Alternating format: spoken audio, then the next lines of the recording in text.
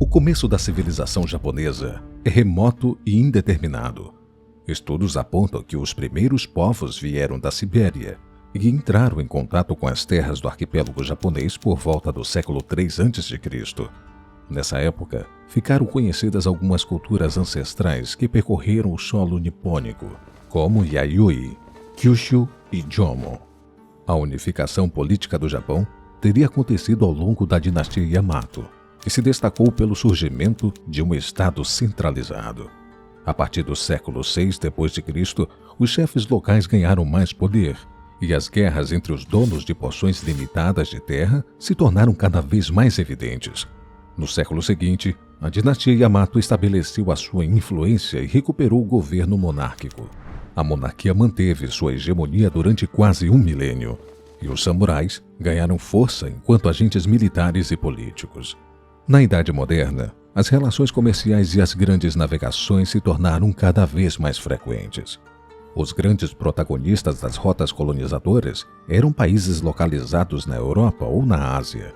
O principal objetivo consistia em habitar os territórios antes inexplorados para conseguir extrair o máximo de seus recursos, permitindo a ascensão econômica desses países. Desse modo, diversos territórios, em diferentes continentes, transformaram-se em colônia. Só havia duas possibilidades: ou você era colônia, ou detentia o poder colonizador.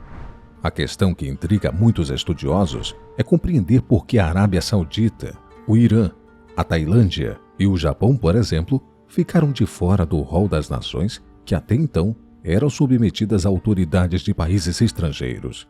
No caso do Japão, algumas motivações são justificáveis, mas a que mais se destaca é o fato que ele mesmo já foi, em algum momento de sua história, o Império Colonial. Além de ser uma ilha, localizada no Oceano no Pacífico, está separada da costa leste da Ásia pelo Mar do Japão, com um território de aproximadamente 377 km² de extensão. A população japonesa está estimada em 125 milhões de habitantes, tornando-se o 11º país mais povoado do mundo. No entanto, com a redução das imigrações e dos incidentes de fertilidade entre as mulheres nos últimos anos, a perspectiva é que esse cenário seja invertido, gerando uma diminuição demográfica. Depois que deteve o controle das ilhas de Nampo, Ryukyu e Kurilé, nas décadas dos anos 70 e 80, o Império Japonês começou a desviar seu olhar mais para o exterior. Taiwan foi um dos territórios que ficaram sob a posse da coroa japonesa, graças ao tratado que havia sido assinado no final da Primeira Guerra Sino-Japonesa. Essa guerra ocorreu devido à tentativa de controle da Península da Coreia, tanto pela China como pelo Japão. Os japoneses conseguiram ocupar a Coreia e avançaram até Manchúria, na porção nordeste da China. Ambos os países tiveram diversas perdas históricas no conflito, e a brutalidade do exército japonês na Segunda Guerra Sino-Japonesa marcou o distanciamento político entre os dois países. Nesse processo, o Japão uniu forças com as potências coloniais ocidentais, na tentativa de expandir-se por toda a Ásia Oriental. Durante o século XX, ele conseguiu confiscar a ilha Sakhalina e alguns territórios coloniais da Alemanha. Essas investidas marcaram o Japão como um potencial colonizador, não uma colônia. Somente após a sua derrota na Segunda Guerra Mundial, ele se viu obrigado a retirar e sair das províncias conquistadas no Sudoeste Asiático e no Pacífico. Isto significa que durante cerca de 5 décadas, a razão pela qual o Japão não foi colonizado foi simplesmente pelo fato de que ele era quem exercia o papel de colonizador. Embora essa explicação pareça o mais óbvio e seja um bom argumento, a era colonial já havia começado séculos antes. Nesse contexto, o que manteve os intrusos à distância? Bem, o Japão não estava de fato completamente livre da interferência europeia. Os portugueses foram os primeiros europeus a desembarcarem no Japão, enquanto um grupo de comerciantes portugueses ancoraram seu navio nas costas de Niponese, em 1543. Uma nova relação entre Japão e Portugal começou a crescer de repente, em grande parte concentrada na economia, mas a religião rapidamente se tornou um aspecto relevante. Em solo japonês, os portugueses trouxeram a influência do cristianismo. Assim, Os padres jesuítas começaram a converter os japoneses. Desse modo, alguns daimyos, categoria de senhores feudais que detinham poder no Japão, se tornaram católicos por interesses diversos. Os senhores feudais se convertiam não apenas por motivação religiosa. Eles estavam interessados nas importações de produtos militares trazidos pelos portugueses, especialmente materiais para fazer pólvora. O colonialismo possui força o suficiente para cindir dois mundos diferentes. O filósofo francês François Fanon constrói uma perspectiva singular a respeito das ações colonizadoras. Não existe um sistema colonial que não oferece práticas violentas. A interiorização de um complexo de inferioridade do lado oprimido abre margem para sustentar esse sistema especulador. Sistema este que coabita duas forças, a do colonizador e a do colonizado. Em muitas situações, o próprio colonizado, por não deter tantas outras opções, acaba se submetendo ao colonizador voluntariamente. Ainda segundo o filósofo, a repressão pode não ser explicitamente violenta e aparecer sob aspectos de dominação religiosa e econômica. Assim, aquele que é dominado rende-se à exploração do outro. Para Fanon, não existe a possibilidade desses dois sujeitos viverem juntos. O colonizado deve buscar sua própria humanidade e almejar a possibilidade de conquistar a independência. No caso do Japão, houve um primeiro momento em que o comércio, impulsionado pela influência portuguesa, foi um fator benéfico.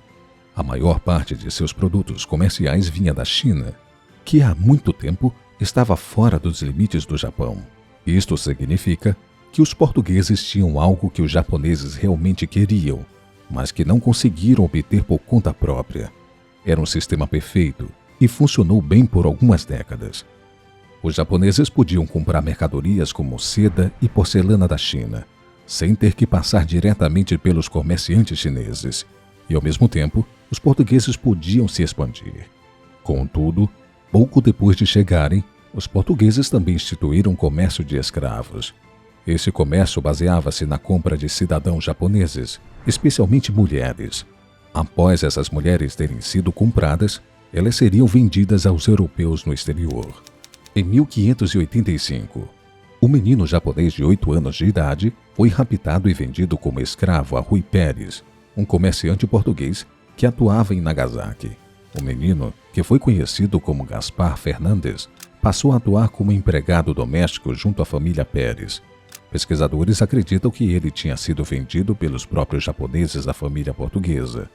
Isso demonstra como, em situações de interesse econômico, muitas vezes, o colonizado acabava agindo desfavoravelmente a seu próprio povo. Gaspar foi entre os milhares de adultos, crianças, homens e mulheres capturados no Japão entre o fim do século XVI e o início do século XVII.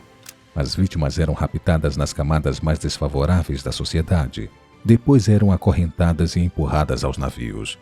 Os japoneses acabavam forçados a deixar o país e suas famílias para sofrer abusos e torturas em terras estrangeiras. Não há dados sobre quantos japoneses foram escravizados e exportados para o mundo durante uma lacuna de pelo menos 50 anos. Pesquisadores estimam que milhares de japoneses foram submetidos a este mercado, que funcionava de forma ilegal e velada no sul do Japão. O mercado de escravos não começou com uma estrutura organizada. Alguns eram raptados, outros se vendiam por causa da fome extrema e da guerra. Havia japoneses que se vendiam para escapar de situações ou para dar dinheiro à família. Eles acreditavam que quando chegassem a Macau, conseguiriam fugir.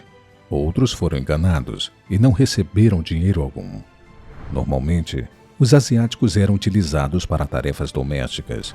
Em Lisboa, familiares exibiram seus escravos japoneses como produtos importados. O novo negócio cresceu rapidamente, mas se tornou uma preocupação do monarca português. O rei Sebastião acreditava que o mercado em desenvolvimento mancharia a reputação religiosa de Portugal em relação ao Japão, especialmente porque eles estavam tentando trazer o cristianismo para a ilha. Não disposto a arriscar mais qualquer tipo de complicação, Sebastião ordenou a proibição do comércio de escravos em 1571, embora isso realmente não tenha surtido muito efeito. O comércio continuou, e Toyotomi Hideyoshi conhecido como o Grande Unificador do Japão, estava ficando cada vez mais irritado com toda esta situação. Ele estava cansado de ver seus próprios homens e mulheres sendo vendidos a centenas e decidiu escrever uma carta ao jesuíta português Gaspar Colho, solicitando o fim deste tipo de negócio e exigindo que os escravos fossem devolvidos e libertados. Alguns historiadores constataram que Hideyoshi se contradizia, pois ele já possuía relações com um comércio de escravos em massa, cujos membros eram prisioneiros de guerra coreanos. No entanto, Hideyoshi decidiu proibir a evangelização cristã do Japão. Mesmo assim, o comércio de escravos não foi oficialmente proibido até 1595, e a relação entre Japão e Portugal havia sido severamente afetada por toda a situação. Os japoneses agora viam os portugueses, e particularmente os jesuítas, como uma grande ameaça. No século XVII, os laços foram rompidos, e os portugueses preferiram não tornar a cruzar as fronteiras, tornando-se uma nação potencialmente organizada, populosa, experiente pelas guerras civis, capaz de confeccionar suas armas e de terem adquirido um grande número de armamentos dos portugueses. Seria difícil agora imaginar que o Japão poderia se tornar colônia. Outro aspecto que dificultou a colonização dos japoneses foi a sua localização geográfica mais isolada, dificultando o acesso de outros países. Além disso, ele não despertava outras motivações para que os europeus destinassem suas tropas ao país, já que em termos de comércio e recursos naturais, não havia muito o que explorar. Outras colônias pelas Américas e pela África também ocupavam a atenção dos colonizadores e ainda havia a ameaça do Império Otomano, que conflitava diretamente com o colonialismo europeu. Portanto, a razão pela qual o Japão nunca foi colonizado foi uma combinação de sorte, explicada pela geografia favorável, e de determinação, esclarecida pelo poder militar e pela força dos japoneses. Mesmo se Portugal não tivesse desperdiçado suas próprias chances estabelecendo o comércio de escravos, ou se o rei Sebastião tivesse agido mais cedo na proibição do mercado, isso não seria suficiente para garantir uma colonização exitosa. Portanto, o Japão se tornou seu próprio colonizador, e o arquipélago japonês permaneceu intocado pelo colonialismo. Durante o século XX, algumas décadas foram necessárias para colocar o Japão entre os países adiantados. Se no início os produtos japoneses eram considerados de baixa qualidade, em pouco tempo o país passou a aprimorá-los, assimilando bem os ensinamentos dos americanos. Quanto ao aumento de produtividade e melhoria de qualidade, os japoneses passaram a adotar métodos de trabalho que hoje são utilizados no mundo inteiro, que visam principalmente a eliminar o desperdício no processo industrial. Atualmente, o Japão moderno, consciente de sua limitação territorial e de recursos naturais, procura manter uma relação de cordialidade com todos os países, incentivando sempre o intercâmbio comercial e cultural. Dependente de fornecedores externos, o arquipélago nipônico se tornou o principal exportador de produtos manufaturados, além de ser o detentor de uma tecnologia de ponta, presente em quase todos os setores industriais. Esse foi o vídeo de hoje. Espero que tenha gostado. Confira se está inscrito no canal Total History e aperte o sininho para receber as notificações sempre que novos vídeos forem publicados. Obrigado por ter assistido até aqui, um forte abraço e até a próxima.